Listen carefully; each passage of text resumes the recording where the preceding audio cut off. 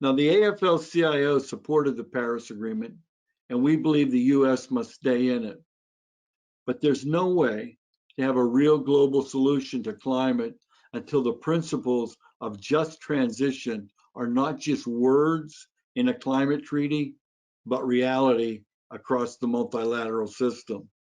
In the United States, the labor movement believes the offshore wind sector can be an example of how to create well-paid, community-sustaining jobs. We're putting that belief to the test on the East Coast right now. We're hopeful that offshore wind projects from Maine to North Carolina will create hundreds of thousands of good jobs from the manufacturing, supply chain, to maritime and construction jobs to operations. And the labor movement is ready not just to negotiate the terms of those jobs, but to train the skilled workers that the project sponsors will need. The labor movement trains more workers than any institution in the United States other than the US military. Our training and apprenticeship programs already train workers in the specialized skills needed for offshore wind. And we can meet the need of this vast and critically important project.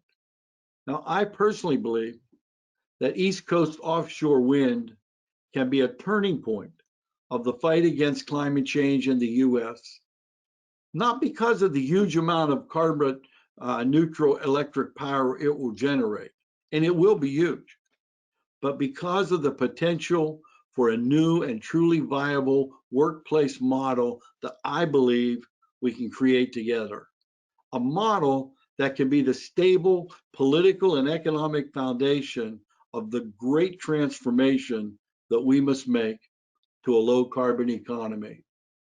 You see, we're encouraged by the pledges to this vision that renewable energy project developers have made in consultation with our partners at the International Trade Union Confederation, the B Team, Ceres, and others.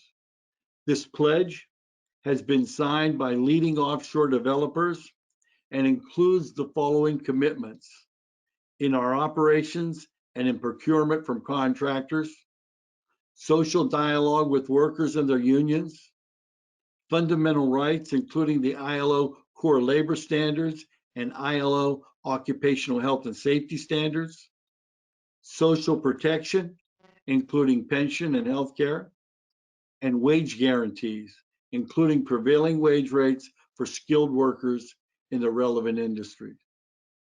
Now, last year, I asked AFL-CIO Secretary Treasurer Liz Schuler, who comes out of the power sector herself, to coordinate our work in this area and to work with our building trades and manufacturing unions to build the relationship that we need to make this vision more than words on paper. And with the help of the Danish and Norwegian labor movements, and in particular support of the Danish government, we believe we're making real progress.